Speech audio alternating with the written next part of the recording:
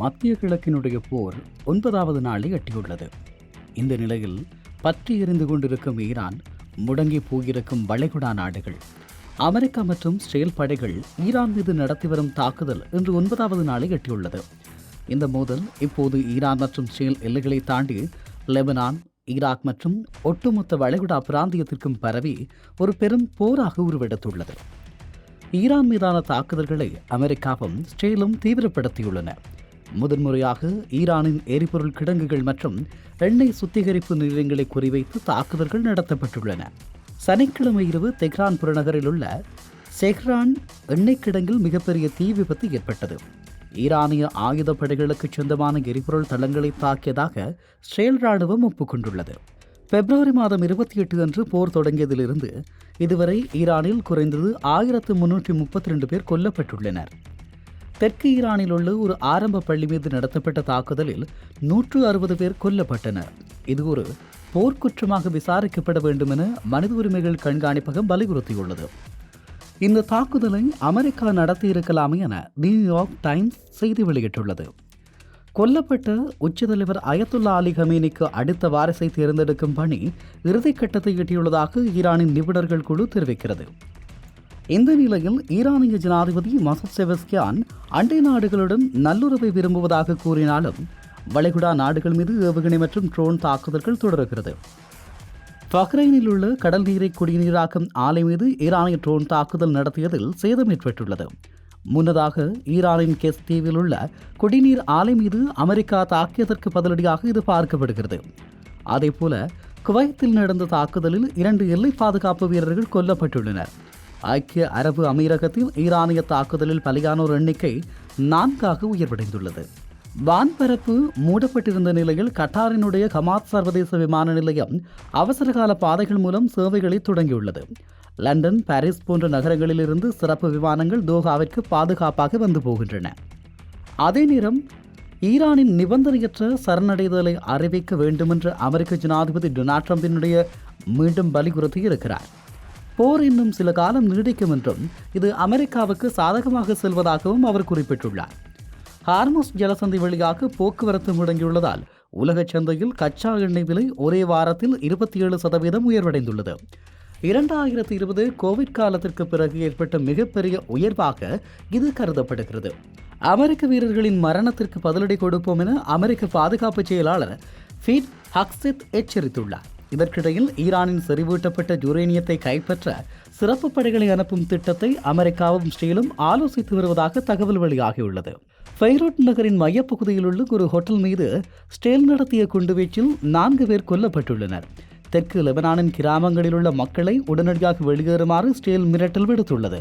வடக்கு ஈராக்கில் குர்திஸ் பகுதியில் ஊடுருவிய ட்ரோன் ஒன்றை பெர்மெஷ்கா படைகள் சுட்டு வீழ்த்தியுள்ளன.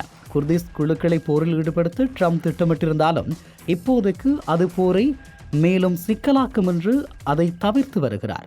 ஈரான் தனது ஆபரேஷன் ட்ரூ ப்ரொமைஸ் திட்டத்தின் 27வது அலையாக இஸ்ரேல் மீது ஏவுகணைகளை வீசி வருகிறது. ஒட்டுமொத்த மத்திய கிழக்கும் ஒரு பெரும் தீப்பிழம்பாக மாறியிருக்கும் நிலையில் அமைதிக்கான அறிகுறிகள் தென்படவே இல்லை. அதே நேரம் வழக்கமாக நண்பகல் வேளையில் பரபரப்பாக இயங்கும் தெஹ்ரான் நகர வீதிகள் இன்று அடையாளம் தெரியாத அளவுக்கு மாறியுள்ளன. இஸ்ரேலிய விமானங்கள் ஈரானின் எரிசக்தி மையங்களை தகர்த்ததில் எழுந்த புகை ஒட்டுமொத்த நகரத்தையும் ஒரு போர்க்கால சூழ்நிலைக்கு ஒரு போர்வையால் மூடியிருக்கிறது.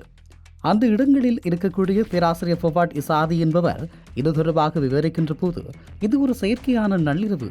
சூரிய ஒளி தரையை தொட முடியாமல் கரும்புகை தடுத்து நிற்பதால் தெஹ்ரான் வாசிகள் ஒரு மர்மமான இருளில் சிக்கியுள்ளனர். இந்த யுத்தம் இப்போது இராணுவ முகாம்களை தாண்டி மக்களின் வாழ்வாதாரத்தை நோக்கி திரும்பியுள்ளது. ஷெஹ்ரான் மற்றும் கராச் பகுதிகளில் உள்ள எண்ணெய் சுத்திகரிப்பு ஆலைகள் கொழுந்துவிட்டு எரிகிறது. இதனால் ஈரான் முழுவதும் பெட்ரோல் மற்றும் டீசல் விநியோகம் முடங்கியுள்ளது. பல கிலோமீட்டர் உயரத்திற்கு எழும் எண்ணெய் புகையினால் தெஹ்ரான் நகரமே ஒரு நச்சு புகை மண்டலமாக மாறியுள்ளது. மக்கள் சுவாசிக்க முடியாமல் திணறி வருகிறார்கள். தெற்கு ஈரானில் உள்ள ஆரம்ப பள்ளி மீது நடத்தப்பட்ட தாக்குதலில் 160க்கும் மேற்பட்டோர் கொல்லப்பட்ட சம்பவம் உலகையை உலுக்கியுள்ளது. இது திட்டமிட்டு ஒரு போர்க்குற்றம் என மனித உரிமைகள் அமைப்புகள் எச்சரிக்கிறது. அதே நேரம் குடிநீர் ஆலைகள் மீதும் நடத்தப்படும் தாக்குதல்கள் மத்திய கிழக்கை ஒரு தீராத தாக்கத்துக்கு தள்ளப்போகிறது. எண்ணெய் விலை உயர்வு மற்றும் ஹார்முஸ் ஜலசந்தையின் முடக்கம் ஆகியவை உலக நாடுகளின் சந்தையை நிலைகுலையச் செய்துள்ளது. இப்படியான ஒரு சூழ்நிலையில் எரிசக்தி மற்றும் பொருளாதார முடக்கம் என்பது ஈரானை மிகப்பெரிய அளவில் வாட்டி வதைக்கப் போகிறது. ஈரானின் வரலாற்றிலேயே முதல் முறையாக அதன் எண்ணெய் சுத்திகரிப்பு நிலையங்கள் மற்றும் சேமிப்பு கிடங்குகள் நேரடியாக தாக்கப்பட்டுள்ளன. தெஹ்ரானின் ஷெஹ்ரான் மற்றும் கராச் பகுதிகளில் உள்ள 5 முக்கிய எரிபொருள் கிடங்குகள் எரியத் தொடங்கியுள்ளன. இதிலிருந்து எழும் அடர்கரம்புகை சூரிய ஒளியை மறைத்து நண்பகல் வேளையை நள்ளிரவு போல் இருளாக்கியுள்ளது. எரிபொருள் நிலையங்கள் தாக்கப்பட்டதால் ஈரான் முழுவதும் பெட்ரோல் விநியோகம் முடங்கியுள்ளது. இது இராணுவ வாகனங்களையும் நகர்வுகளையும் பொதுமக்களின் அத்தியாவசிய தேவைகளையும் பாதிக்கும். பல கிலோமீட்டர் உயரத்திற்கு எழும் எண்ணெய் புகையினால் தெஹ்ரான் மற்றும் அதன் சுற்றுவட்டார பகுதிகளில் வசிக்கும் மக்கள் கடுமையான சுவாச கோளாறுகளை எதிர்கொண்டு வருகின்றனர். குடிநீர் சுத்திகரிப்பு நிலையங்கள் மீதான தாக்குதல்களால் பல கிராமங்களுக்கு குடிநீர் விநியோகம் துண்டிக்கப்பட்டுள்ளது. இது ஒரு தண்ணீர் போராக உருவெடுத்துள்ளது.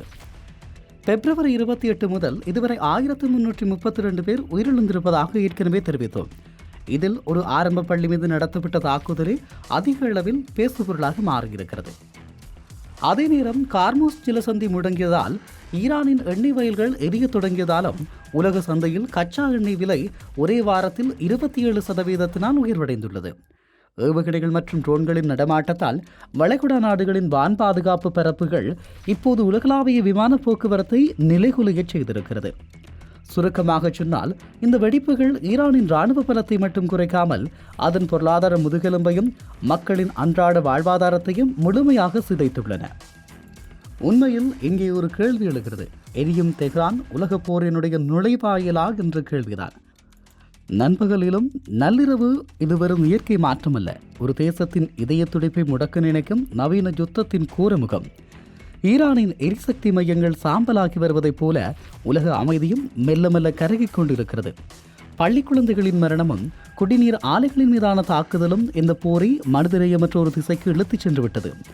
நிபந்தனையற்ற சரணடைதலின் ட்ரம்ப் முழங்க, எங்கள் வான்பரப்பை தொட்டால் பதிலடி விழும் என ஈரான் சீற, இடையில் சிக்கி தவிப்பது என்னவோ அப்பாவி பொதுமக்கள்தான். ஹார்மூஸ் ஜலசந்தியில் கப்பல்கள் மூழ்கடிக்கப்படுவதும் வளைகுடா நாடுகளின் வான்பரப்பு முடக்கப்படுவதும் ஒரு விடயத்தை உரக்கச் சொல்லுகிறது. இது வெறும் 2 நாடுகளுக்கு இடையிலான போர் அல்ல. இது ஒட்டுமொத்த உலக பொருளாதாரத்தையும் பாதிப்பையும் அச்சுறுத்தும் ஒரு மாபெரும் சரித்திர போர்.